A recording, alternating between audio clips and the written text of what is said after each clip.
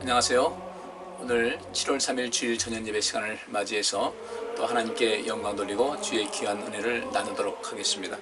오늘 함께 나눌 말씀은 사도행전 8장 6절부터 15절까지 말씀입니다. 제가 봉독하겠습니다.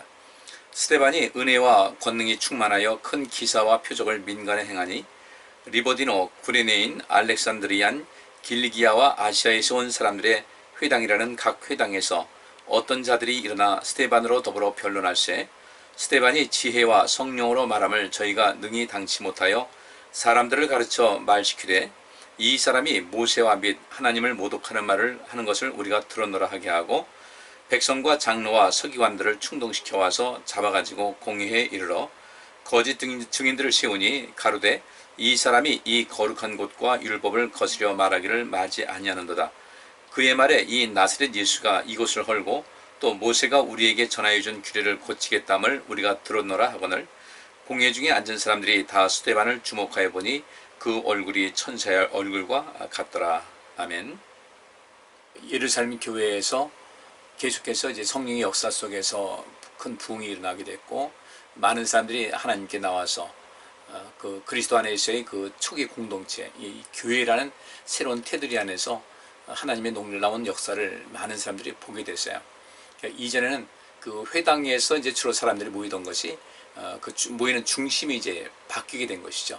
이제는 회당이라는 공식적인 그런 자리가 아닌 이 교회라는, 그러니까 초기 교회는 주로 이제 가정교회 형식으로 모이게 됐는데 그 모임의 형식이 달랐죠. 다르고 모이기를 힘쓰고 거기서 이제 또 성찬도 나누고 또 이 식탁 공동체도 나누고 서로의 필요를 채워주고 또 체험받으면서 행복한 삶을 이루게 되었습니다. 그러다 보니까 이 초기 공동체 성도들, 초기 교회 공동체 성도들에게는 핍절한 사람이 없었고 어려운 사람이 없었다. 그들은 외로운 사람이 없었고 교회 안에서 아름다운 교제와 또 첫째 하나님과의 교제와 성도들과의 간의 그 교제 속에서 하나님을 믿는 믿음도 더 자라나게 되고 공동체성, 곧 교회의 머리 대신 예수 그리스도, 또 교회는 그리스도의 몸이라고 했는데 그리스도의 온전한 모습을 어떤 형체가 있는 그런 모습이 아닌 그 아름다운 신앙 공동체의 모습, 곧 하나님 나라의 모습을 점점 확보해 나가게 되었죠. 그런 가운데 그 초기 교회에 몇몇 문제는 있었어요. 아나니아와 삽비라 사건도 있었고, 그 다음에 이 헬라어를 쓰는 유대인들, 그 다음에 히브리어를 쓰는 유대인들 사이 속에서 구제가 어느 한쪽에 자꾸 히브리어를 쓰는 그 공동체 속에 그쪽으로 더 많은 구제가 갔다. 이게 헬라어를 쓰고 있는 그 교회 공동체 사람들은 약간의 불만이 있었고, 그렇다고 해서 그것을 막 불평하고 원망하고 한 그런 것이 아니라 이런 데서 우리가 좀 문제가 있는 것 아니냐라는 이런 이의를 제기하는 그런 소리를 듣고 사도들은 그 구제하는 것에서 손을 떼고 이제 그 모든 초기 교회 공동체 사람들로부터 또 칭송받고 또 존경받고 또 성령이 충만한 이런 사람들을 7을 뽑아서 그들로 하여금 이 구제를 감당하게 하고 또 사도들은 하나님 말씀을 전하는 것과 기도하는 일에 전념하게 됐습니다. 그 과정에서 그 7 집사로 뽑힌 사람 중에 하나인 그 스데반 집사님에 대한 이야기가 오늘 본문에 나오고 있습니다. 여기 말씀 보니까 스데반이 은혜와 권능이 충만하여 큰 기사와 표적을 민간에 행했다. 그러니까 그 7 집사님 중에서 뭐 스데반 집사님도 그 뒤로 나가서 이제 빌립 집사님이 이제 두드러지게 이제 부각되게 되는데 제일 먼저 이 스데반 집사님에 대한 이야기가 나오게 돼요. 그런데 이 스데반 집사님에 대해서 우리 앞서 있는 사도행전 6장 5절에는 이런 말씀이 있습니다. 온 무리가 이 말을 기뻐하여, 그러니까 사도들이 이제 이 구제하는 그런 모든 것을 새롭게 사람들 뽑아서 그들에게 맡기고 우리는 기도하는 일과 또 말씀 전하는 것에 전념하겠다고 하니까 이런 제안을 기쁘게 받아들였어요. 그래서 온 무리가 이 말을 기뻐하여 믿음과 성령이 충만한 사람 스데반과 또 빌립과 브로고로와 니가노르와 디몬과 바메나와 유대교에 입교한 안디옥 사람 니고라를 택하였다 그랬는데, 여기서 다른 그 성경 원문에 보면은 이 스데반이 믿음과 성령이 충만한 사람이었다. 그러니까 6장 5절에 보면 온 무리가 이 말을 기뻐하여 믿음과 성령이 충만한 사람 스데반과 빌립과 브로고로와 이게 쪽에서 7 사람이 나오는데 모두가 믿음과 성령이 충만했다는 그런 이야기가 아니었어요. 단지 여기선 그 스데반에 한해서 스데반이라고 하면서 뒤에 뭐라고 하냐면 이 사람은 믿음과 성령이 충만한 사람이다. 가로 열고 믿음과 성령이 충만한 사람이다. 그래서 가로를 닫았어요. 그러니까 여기 6장 5절에서 말하고 있는 믿음과 성령이 충만한 사람이라는 것은 스데반에 대해서 특별하게 이제 그 의미를 부여를 하고 있는 것입니다. 그런데 이 스데반 집사님, 그러니까 5절에는 믿음과 성령이 충만한 사람이라고 이게 특별히 각주를 달았던 이 스데반 집사님이 어떤 일을 했는가? 오늘 보면 8절 말씀 보니까 스데반이 은혜와 권능이 충만하여 큰 기사와 표적을 민간에 행했다 이렇게 말씀하고 있습니다. 앞에서 스데반 집사님은 믿음과 성령이 충만한 사람이었다. 그런데 8절에서는 스데반이 은혜와 권능이 충만해서 큰 기사와 표적을 민간에 행했다 이렇게 말씀이 이어지고 있습니다. 그러면 여기서 은혜와 권능이라 할 때 권능이라는 것은 성령이 너에게 임하시면 권능을 받고 그랬으니까 자연히 이 권능이 충만했다는 것은 스데반 집사님이 성령이 충만했다는 것이고 또 스데반이 그 은혜가 충만했다. 그 하나님의 은혜가 충만했다. 하나님께서 그 값없이 베푸시는 놀라운 은혜, 헤아릴 수 없는 하나님의 놀라운 그 선물이 그 스데반 집사님에게 충만했는데 실상 이 은혜라는 것은 무엇으로부터 비롯됐는가 봤더니 실상 믿음으로부터 이 은혜가 넘치게 되는 거예요. 하나님을 더 깊이 신뢰를 하다 보니까 또 하나님께서 그에게 베푸신 은혜도 더 강력한 것이 나타났겠죠. 그러니까 앞절에 그 6장 5절에서 스데반 집사님에 대해서 특별하게 말하기를 스데반 집사는 믿음과 성령이 충만한 사람이었다.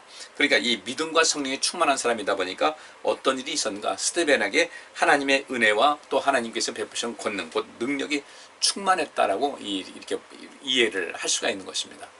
그래서 우리 성도님들께서도 우리의 삶 속에서 정말 중요한 것은 스데반 집사님이 믿음과 성령이 충만하다 보니까 하나님의 그 값없이 베푸시는 은혜, 그 값없이 베푸시는 은혜가 스데반 집사님에게만 임한 것이 아니었어요. 그러니까 스데반 집사님에게 믿음과 성령이 충만하다 보니까 그 역시 또 은혜와 권능이 충만했다는 것이죠. 믿음과 또 성령이 충만한 것은 가장 근본적인 것이고 믿음과 성령이 충만하다 보니까 거기서 또 다른 것이 추출되고 또 거기서 발산되는 것이 하나님의 은혜와 하나님의 능력이 또 그 속에 충만하게 됐다. 가장 중요한 것은 믿음, 우리 믿음과 또 소망과 사랑 이 세 가지는 항상 있을 것인데 라고 하신 그 말씀대로 우리에게는 하나님을 향한 절대적인 믿음이 있어야 되는 거죠. 그 믿음이 무엇입니까? 그 믿음의 가장 큰 것은 예수 그리스도를 죽은 자 가운데서 살리셨다는 것을 믿는 그 믿음이에요. 그러니까 예수님께서 죽으셨잖아요. 죽으셨는데 그 죽으신 예수님을 우리 하나님께서 살리셨다는 거죠. 그리고 또 예수님께서도 죽은 나사로를 살리셨죠. 그러니까 죽은 사람을 살리는 그런 능력이 이 세상 많은 능력 가운데서 비교할 수가 있겠습니까? 비교될 건 아무것도 없는 거예요. 아무리 많은 능력을 행한다 할지라도 죽은 자를 살리는 그런 능력만큼은 못 미치는 것이거든요. 그러니까 여기서 그 스데반 집사님이 믿음과 성령이 충만했다는 것은 그 믿음이 무엇인가? 죽은 자를 살리시는 하나님, 죽으신 예수 그리스도를 살리신 우리 하나님 아버지를 믿는 거예요. 그러니까 그만한 믿음이 있다 보니까 어떻게 하게 되겠습니까? 이 스데반 집사님에게는 죽음조차도 그를 지배할 수 없는 거죠. 죽은 자를 살리시는 하나님의 능력이 있다. 뭐 두려울 것이 뭐가 있겠어요? 이런 가운데서 스데반 집사님이 믿음이 충만한 사람이었고 그 다음에 또 성령이 충만한 사람이었다. 그리고 하나님에 대한 절대적인 믿음을 갖다 보니까 하나님께서도 스데반 집사님을 더 깊이 신뢰하게 되는 것이고 신뢰하다 보니까 하나님의 은혜를 그에게 많이 부어주신 거예요. 또 성령 충만하다 보니까 그에게 권능이 임했죠. 능력이 임했죠.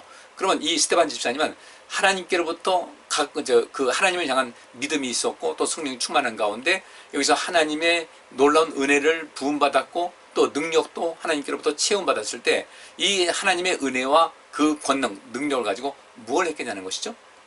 스데반 집사님은 이 모든 사람들에게 여기 본문 말씀하니까 큰 기사와 표적을 민간에 행했다고 그랬는데 그 하나님께서 베푸신 놀라운 은혜, 이건 그 하나님의 능력이라고도 할 수 있겠지만 그 하나님의 은혜, 값없이 베푸시는 하나님의 은혜, 이 은혜를 많은 사람들과 함께 나눴다는 거예요. 하나님께서 내게 은혜를 베푸셨는데 그 받은 은혜를 많은 사람에게 나눈 거죠. 이것을 다시 바꿔 말하면 하나님께서 아브라함을 부르셨어요. 부르시고 그에게 뭐라고 하십니까? 내가 너에게 큰 복을 줄 텐데 많은 복을 줄 것이다. 내 이름을 창대케 할 것이다. 너는 내가 준 복을 가지고 많은 사람들에게 복을 주라는 거예요. 이와 마찬가지로 우리 성도님들은 누구나 하나님의 은혜를 받았습니다. 다 은혜 받는 그런 경험이 있을 거예요. 또 기억나는 것도 있을 것이고, 그러면 우리가 그 받은 은혜를 나 혼자만 간직하고 있으면 안 되겠죠. 그 은혜를 나눌 수 있어야 되는 것이거든요. 내가 받은 은혜. 거저 받았으니까 거저 주라는 거죠. 거저 받았으면 거저 받은 것이 하나님의 은혜거든요. 내가 이게 거저 받은 거예요. 어떤 대가를 치르고 받은 것이 아니라 거저 받은 것이라는 겁니다. 거저 받았으니까 또 우리가 어떻게 해야 돼요? 거저 줄 줄도 알아야 된다는 거죠. 이런 삶을 살아갈 수 있어야 돼요. 하나님의 무한하신 사랑을 내가 받았어요. 하나님의 무한하신 사랑을 받았으니까 우리도 또한 이 무한하신 사랑을 갚을 수가 있어야 되겠죠. 어떻게 해요? 그 사랑을 베푸는 거예요. 우리가 하나님께로부터 많은 용서를 받았어요.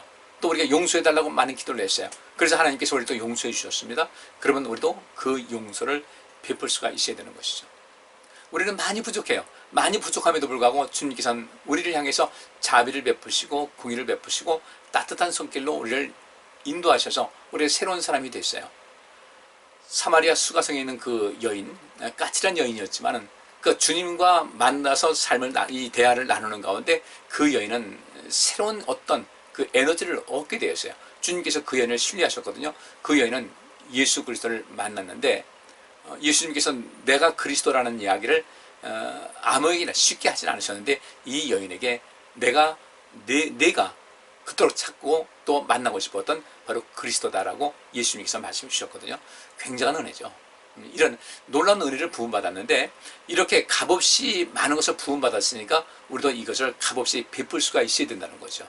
그것을 값없이 받은 것인데 값을 받고 베푼다거나 하지 말고 우리가 주님께로부터 이런 놀라운 은혜와 사랑을 부음받았으니까 이제는 우리도 나눌 수 있어야 되겠다. 그 나누는 것이 뭐겠습니까? 이것이 하나님 나라와 하나님의 의를 구하는 것이거든요. 스데반 집사님은 그러한 삶을 살았습니다. 성령 충만케 하신 분도 하나님이셨어요. 그래서 성령 충만케 해서 그에게 능력을 베풀어 주셨어요. 또 이런 모든 그 상황 속에서 스데반 집사님은 큰 믿음이 있었습니다. 그 믿음은 무엇입니까? 주님을 더욱더 가까이 하고자 우리 하나님을 더욱더 깊이 알고자 그렇게 열심히 살아가는 가운데 하나님에 대해서 서서히 눈을 뜨게 되고 눈을 뜨다 보니까 믿음이 자라는 것이거든요. 그러니까 우리도 우리 믿음을 좀 키우고 싶다 할 때는 다른 것 없어요. 하나님 말씀을 들으면 통해서 믿음이 생긴다고 했으니 여러분께서는 하나님 말씀을 부지런히 보세요. 많이 읽으세요. 많이 묵상하세요. 내가 1년에 한 번은 읽게 되겠다. 그래서 그 횟수를 채우려고 가장 급히 바쁘게 읽는 것이 아니라 어떤 때는 그 한 구절을 가지고 성경 한 구절을 가지고 몇 날 며칠을 또한 묵상할 수도 있어야 되고 자기 자신을 성찰할 수도 있어야 되고 그 말씀을 계속 그래서 연구하고 살피면서 우리가 이 모든 것을 연구하고 또 살피다 보면은 우리 하나님께서 이 세상에 계시다는 것을 우리와 함께 하시다는 것을 하신다는 것을 믿는 믿음이 생기는 것이거든요. 그 믿음이 생기니까 어떻게 하겠어요? 주님을 더 가까이 하겠죠. 주님을 더욱더 가까이 하는 이런 사람들에게 하나님께서 왜 거저 값없이 베푸시는 은혜를 왜 안 베푸시겠어요? 성령 충만한 것, 또 믿음의 은사가 생긴 것도 다 하나님께서 주신 것이고 그 하나님께서 주신 그 은혜를 가지고 또 하나님께서 주신 그 권능 가지고 능력 가지고 스데반 집사님은 그 민간에 많은 사람들에게 이 은혜를 베풀고 능력을 베풀다 보니까 어떤 일이 있었습니까? 그 많은 사람들에게 큰 기사와 표적을 행할 수가 있었다.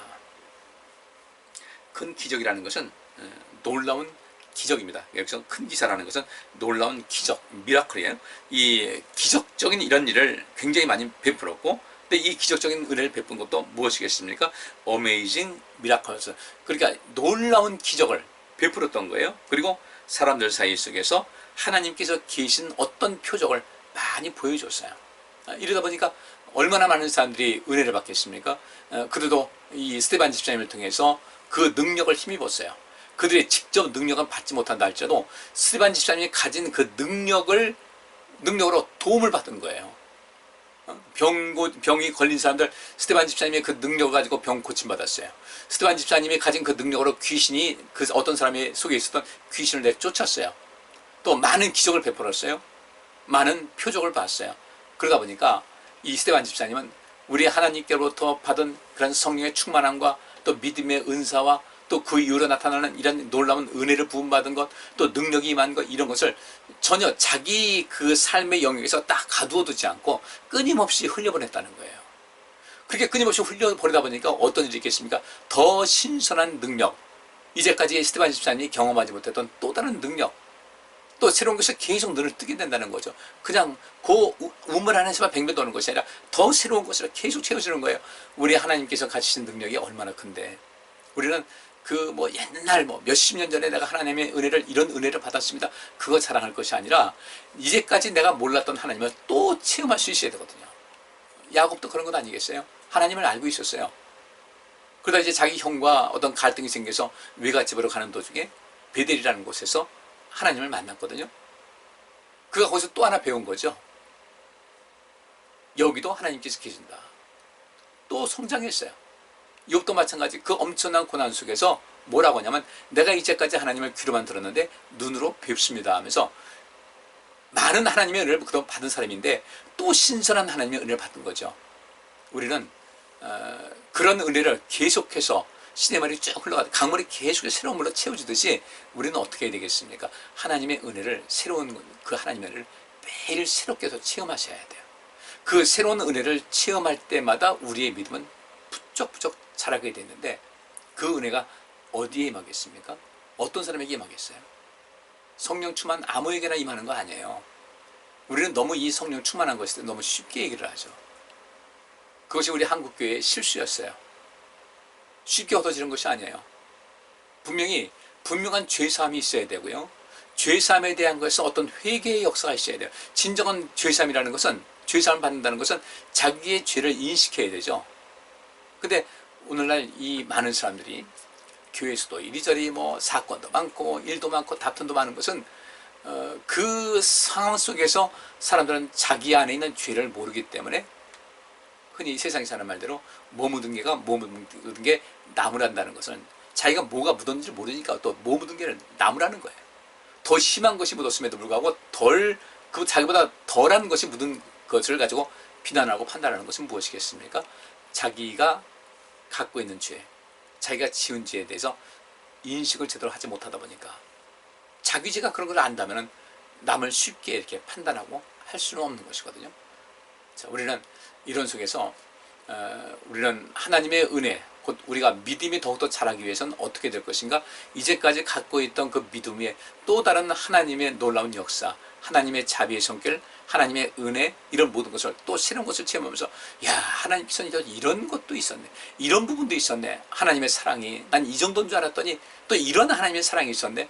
그러니까 이 바울이 말한 대로 하나님의 사랑의 높이와 깊이와 넓이와 크기는 도대체 측량할 수가 없다는 거죠. 매일 하나님의 은혜를 체험하는데, 또 보면 또 하나님의 은혜가 또 이것이 끝인가 보다 했는데 전혀 또 다른 하나님의 은혜가 임하게 되니까, 그것도 하나님의 사랑을 맛보게 되니까, 도대체 하나님의 사랑의 끝은 어디일까? 도대체 하나님께서 우리에게 베푸시는 그 은혜가 어디까지인가? 이건 우리가 이 세상 살아가는 가운데 모든 삶을 마감하는 날까지도 다 알 수가 없는 거예요. 그러니 그렇게 무한한 하나님의 은혜가 있는데, 무한한 하나님의 능력이 있는데, 무한한 하나님의 사랑이 있는데, 무한한 하나님의 따뜻한 손길이 있는데, 우리 그건 그래도 최선을 다해서 많이 경험하고 가야 되지 않겠어요? 이 세상 보세요. 우리는 어느 그냥 한정된 지역에서만 살면 그것이 다인 줄 알죠. 그래서 그것이 우물안 개구리라는 그런 말이 거기서 나온 거예요. 물론 우물안 개구리라는 것은 또 다른 역할이 있죠. 그 우물 안에 있는 여러 가지 벌레를 잡아먹어서 우물을 좀 정화시키는 그런 것도 있지만, 그 우물안 개구리는 하늘을 바라볼 때 우물이 쭉 올라서 있다. 그러면 하늘의 일부분밖에 못 보는 거예요. 그것이 자기 전체 세계인 양, 이 세상 전체인 양 착각하는데, 그것은 아닌 거죠. 이 우주를 보세요. 어마어마하게 넓어요. 그 우주의 비밀을 우리가 알지도 못해요. 그러면 그리스도의 그 비밀을 우리가 다 몰라요. 그리스도 안에는 온갖 보화가 담겨 있다고 했는데, 그 보화가 어떤 것이냐? 야, 그리스도 안에 이런 것도 있었네, 또 하나님의 은혜 가운데 이런 것도 있었네. 이걸 매일매일 경험할 수 있어야 된다는 거예요. 그렇게 하게 되면은 우리의 삶이 어떻게 되겠습니까? 우리의 믿음이 안 자랄 수가 없는 거죠. 그 보화를 계속해서 발견해 나가는데 우리가 하나님을 더 가까이 하지 않을 이유가 없죠. 결국 무엇인가? 우리는 신앙생활이 정체되어 있는 것은 아닐까? 정체되어 있다 보니까 항상 옛날 이야기만 하는 거죠. 좀 우리도 이제 뜨끈뜨끈한 이야기를 할 수 있으면 좋겠어요. 이번에 이런 일이 있었는데, 이번에 그 사건 속에서 하나님께서 내게 이런 놀라운 은혜를 베풀어 주셨다. 이런 것을 계속 체험할 수 있어야 되거든요. 그러기 위해서는 어떻게 해야 되겠어요? 하나님과 더 가까이 가셔야 돼요. 그래야 이 모든 것을 새롭게 되는 거예요. 설교자인 저는 그 설교하다 보면 또 다른 세계를 봐요. 그렇게 30년 넘게 목회하면서 성경 얼마나 봤겠습니까? 얼마나 연구했겠어요? 그런데 눈에 보이는 것, 그 눈에 보이는 것 안에 또 다른 부분을 캐내서 우리 성도님들에게 또 증거하게 되지만, 또 다른 날 보게 되면 그 안에 또 다른 의미가 담겨 있는 거예요. 그렇게 그것을 발견하면서 하나님께서 함께 하시는 것을 더 분명하게 느끼게 되는 거죠. 하나님께서 이렇게 지혜를 주시는구나, 능력 주시는구나. 우리 성도님들, 스테반 집사님은 여기 있는 말씀들은 여러 가지 뜻이 있어요. 6장 5절에 스테반 집사님은 믿음과 성령이 충만한 사람이었다고 했는데, 그 믿음과 성령이 충만했던 사람, 이 스테반 집사님이 이제 그 7집사로 따로 시험받아서 이렇게 그 주의를 감당하는 가운데 그 일에 더욱더 전념 다한 거예요. 더욱더 힘을 쓴 거예요. 그러다 보니까 그렇게 성령과 믿음이 충만했던 이 스테반 집사님이 더욱더 주일에 힘쓰다 보니까 하나님의 은혜와 하나님의 권능이 충만해서 많은 사람들에게, 그 민간에 거기 있는 모든 사람들에게 큰 기사와 표적이 나타났다 이거죠. 우리도 우리가 어떤 직분을 받았어요. 그 일에 몰입을 해보세요. 그 직분에 걸맞는 삶을 살아가 보세요. 스테반 집사님과 같은 이런 놀라운 역사가 나타나게 됩니다. 제일 처음에 그걸 소개한 것은 스테반 집사님은 믿음과 성령이 충만한 사람이었다. 그런데 그가 하나님께서 보내심을 받고 그 보냄받는 그 가는 거예요. 가는 것마다 이것이 하나님께서 나를 보내신 것이라 생각하고 열심히 주의를 했더니 하나님의 은혜와 권능이 충만한 그런 모습이었다. 그래서 큰 기사와 표적을 민간에 행했다라고 말하고 있습니다. 더 나아가서 이렇게 하다 보니까 스테반 집사님을 또 시기하는 무리들이 생겼어요. 그래가지고 계속해서 이 스테반 집사님의 트집을 잡고 이 토론을 하고 또 변론하고 이런 과정 속에서 10절 말씀 보니까 스테반이 지혜와 성령으로 말함을 저희가 능히 당치 못하였다. 자, 3단계로 나옵니다. 스테반 집사님을 처음 소개할 때 스테반 집사님은 믿음과 성령이 충만한 사람이었다고 그랬어요. 그 믿음과 성령이 충만했기 때문에 그가 또 7집사님 가운데 포함이 됐습니다. 그리고 7집사님이 돼서 포함이 돼가지고 주일에 전념하고 열심을 다하다 보니까 하나님께서 그에게 은혜와 그 능력을 더욱더 충만하게 주셨다. 한 단계 더 업그레이드 된 거죠. 그리고 이런 그 스테반 집사님을 시기해서 여기저기서 나와가지고 그에게 시비를 걸고 토론하면서 그를 어떻게 하든지 그를 끌어내리려고 할 때 그들과 토론하는 가운데 어떤 일이 있었는가? 스테반은 지혜와 성령으로 말하다 보니 이 스테반 집사님의 말하는 것을 능히 당할 사람이 아무도 없었다는 겁니다. 어떠세요? 우리 이런 삶 속에서 놀라운 역사였죠. 그리고 뒤에 쭉 가보면은 계속해서 스테반 집사님을 이제 헤아려하고 벌써 생명의 위협을 스테반 집사님은 느꼈을 거예요. 왜냐하면 이 사람들이 처음에 토론을 시작한 사람들이 어떻게 했습니까? 자꾸 고발을 합니다. 사람들에게 자꾸 충동질하고 매수시켜가지고 11절 보니까 이 사람이 모세와 및 하나님을 모독하는 말하는 것을 우리가 들었다. 이렇게 얘기하는 겁니다. 이 사람이 모세와 및 하나님을 모독하는 말하는 것을 우리가 들었다. 또 그 다음에 사람들에게 자꾸 매수해서 그렇게 말을 소문을 퍼뜨리게 하고 12절 보니까 백성과 장로와 서기관들을 또 충동시킵니다. 충동시켜 해서 그 사람들과 잡아오게 했어요. 그러니까 예수님께서 그 대제사장들과 그 바리새인들, 그 공의회 사람들에 의해서 잡혀온 것 같이 백성과 장로와 서기관들을 충동시켜서 이 스테반 집사님을 잡아오게 했어요. 잡아오게 해서 어디 세웠냐면 공회에 세웠습니다. 그리고 또 13절 말씀 보니까 거짓 증인들을 세워서 뭐라고 합니까? 이 사람이 이 거룩한 것과 율법을 거스려 말하기를 마지 않는다. 이 사람이 이 거룩한 것, 성전이죠. 이 거룩한 것과 율법을 거스려 말하기를 마지 않는다. 그러면서 그가 하는 말이, 이 사람이 하는 말이 나사렛 예수가 이곳을 헐고 또 모세가 우리에게 전하여준 규례를 고치겠다함을 우리가 들었다 그랬어요. 물론 그들은 그 말을 듣긴 들었죠. 근데 예수님께서 하신 말씀이 무엇인지, 스테반 집사님이 하는 이야기가 무엇인지를 전혀 알지 못하고, 자기가 그토록 미워하는 사람인데 이 스데반 집사님을 통해서, 이전에 예수님을 통해서 얼마나 많은 기적과 표적과 하나님의 나라의 역사가 나타났습니까? 그런데 예수님께서 죽으셨음에도 불구하고 예수님께로부터 친히 받은 교육받고 같이 함께했던 사도들에 의해서 엄청난 일이 일어나더니, 이제는 그 다음에 사도들이 우리가 이 일을 해야 되겠다면서 또 다른 권한을 위임한 집단이 처음 생긴 것이, 공식적인 집단이 7 집사님이거든요.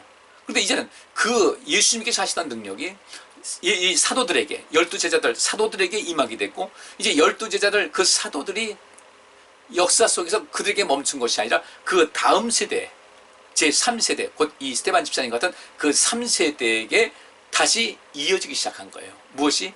하나님의 은혜와 하나님의 능력이, 성령 충만한 역사가, 믿음의 은사가, 또 우리 주님께서 말씀하신 대로 어디든지 두려워하지 말라, 성령께서 너희가 해야 할 말을 가르쳐 줄 것이다라고 했는데, 하나님께로부터 예수님께로부터 사도들로부터 이제 7 집사님에게 이 모든 놀라운 능력이 쭉 계속해서 전수돼 나가는 거예요. 그러다 보니까 이 스데반 집사님이 이런 이 민간의 그 많은 사람들에게 놀라운 큰 그 이적과 또 증거를 하다 보니까 도대체 무엇인가? 예수 한 사람 죽였으면 끝날 줄 알았더니, 이제 그 예수의 그 제자들이라는 사람들이, 그 사도들이라는 사람들이 이런 굉장한 능력을 행해가지고 굉장히 많은 그런 사람들 반향을 일으켰는데, 또 그들까지도 이제 브레이크를 걸려고 했는데, 이제는 그 12사도들, 그 사도들이라는 사람들이 가르치고 인도한 그 다음의 사람들, 그 제자들이 또 이런 역사를 베푸니까 그들 마음은 어찌할 수가 없는 거예요. 너무도 불안하고 두려운 거죠. 그래서 그 스데반 집사님을 이렇게 끌어올려가지고 뭐라고 하냐면, 나사렛 예수가 이것을 알고 또 모세가 우리에게 전해준 규례를 고치겠다면 우리가 들었노라. 율법을 뜯어 고친다고 했을 때 그 율법에 잘못된 열심 가진 사람들이 얼마나 분이 나겠어요. 율법을 제대로 믿으면 문제가 아니죠. 바울이 말한 대로 하나님의 의를 사람의 의로 바꿔치기 했어요. 하나님에 대한 열정은 있는데 그들이 제대로 된 지식을 갖지 않고 열정이 있다 보니까 하나님의 의는 내던져버리고 사람의 의만 자꾸 내세워서 힘써서 하나님을 거역한다는 이런 이야기를 했거든요. 정말 이 율법을 제대로 배웠으면 예수님께서 하신 말씀이 무엇인지를 알고 하나님의 계획이 무엇인지를 알았을 거예요. 그런데 이들은 율법을 제대로 알지 못했어요. 율법은 무엇인가? 자기들의 권위를 내세우고 자기들의 밥벌이로만 치부하다 보니까 그들은 하나님의 말씀을 제대로 알 수가 없는 거죠. 결국 어떻게 되겠습니까? 예수님도 죽인 사람들이 예수님의 그 사도들도 죽이려고 했죠. 그 죽으려고 하는 것은 여전히 위협이 이어지고 있는 상태인데, 이제는 그 사도들이 가르치는 사람들에 의해서 또 이런 역사가 나타나니까 예수님 한번 죽이면 끝나는 줄 알았는데 그것도 아니고, 그들 통해서 역사가 일어나니까 그들을 어떻게든 억압하고 협박을 하고 못하게 하려고 하는데 그것도 안 되고, 계속해서 하나님의 역사는 계속해서 더 퍼져나가고, 이제는 그 사도들이 세운 그 7 집사들의 삶 속에서 이런 일이 나타나니까 그들의 그 울분은 말할 수 없는 거죠. 살기가 드러나고 결론적으로는 그들이 이 스데반 집사님을 죽이지 않았습니까? 그런데 놀라운 사실은 여기 15절 말씀 보니까 공회 중에 앉은 사람들이 다 스데반을 주목하여 보니 그 얼굴이 천사의 얼굴과 같더라는 겁니다. 이것이 바로 어떤 일입니까? 믿음과 성령 충만할 때, 그죠? 이럴 때 하나님의 은혜와 또 능력이 계속해서 임하게 되고, 그러다 보니까 주께서 주시는 말씀에 무엇이 있습니까? 지혜와 성령으로 말함이 이것이 나타나게 되니까 이런 사람들을 이길 수 있는 사람이 누가 있겠습니까? 오늘 이 본문 말씀 속에서 그 스데반 집사님을 어떻게든 해하려 했다는 그런 사람들이 어떤 사람입니까? 그 9절 말씀에 리보디노, 구레네인, 알렉산드레인, 길리기아와 아시아에서 온 사람들의 회당이라는 각 회당에서 그랬어요. 그러니까 이 회당이 한 회당이 있는데 아시아에서 온 사람들의 회당이라고 하는 이 이름 명칭이 아시아에서 온 사람들의 회당이라는 그 회당이 몇 개 있었는데 그 각 회당에서 어떤 사람들이 몰려와서 스데반에게 이제 시비를 건 거예요. 논쟁을 벌인 거죠. 토론한 거예요. 그런데 스데반이 지혜와 성령으로 말함을 제가 능히 감당치 못했어요. 지혜와 성령으로 말하니까, 특별히 성령으로 말하다 보니까 율법을 꿰뚫고 있는 거죠. 스데반 집사님이 하는 말은. 그리고 하나님의 사랑이 무엇인 줄 알게 되고 율법의 의미가 무엇인 줄 아는데 그들은 이유 없이 거부하는 거예요. 왜? 시기하는 마음이 가득하니까. 죽이고 싶은 거예요. 자기 마음이 찔리면 찔릴수록 더 이런 사람들을 죽이고 싶은 거죠. 스데반과 같은 사람을 더 죽이고 싶은 거죠. 여러분들, 우리는 어떤 삶을 살고 있습니까? 우리는 혹시 우리 자신의 영혼을 스스로 죽게 만드는 것이 아닌가? 좀 잘 돌아보셔야 돼요. 우리가 이 성령 충만에 대해서 인식을 새롭게 하자. 제가 늘 드리는 말씀입니다. 그렇다고 해서 제가 더 강하게 드릴 수 있음에도 불구하고 제가 아직 절제하는 것은 우리 성도님들에게 조금 그 말미를 주는 거예요. 오늘 있는 말씀 보니까 믿음과 성령 충만하다 보니까 하나님의 은혜와 능력이 자연스럽게 그들에게 나타나게 되고 그 하나님의 은혜와 능력이 나타나다 보니까 또 어떤 일이 있습니까? 말하는 데 있어서 지혜와 또 성령의 말하심을 체험하는 거예요. 그 지혜와 성령의 말하심이라는 것은 지극히 합리적인 겁니다. 굉장히 합리적인 거예요. 논리적이고 반박할 수 없을 만큼 그런 모든 것. 그러니까 반박할 수 있는 어떤 논리성도 그들에게는 없는 거예요. 그러다 보니까 어떡합니까? 저 입을 막아야 되겠다. 근데 그 입이 막아지나요? 그러니까 죽이자 이렇게 되는 거예요. 바울도 거기 늘 앞장섰던 사람이에요. 바울 이전에 사울이 그랬죠. 저는 우리 성도님들에게 새로운 것을 제안합니다.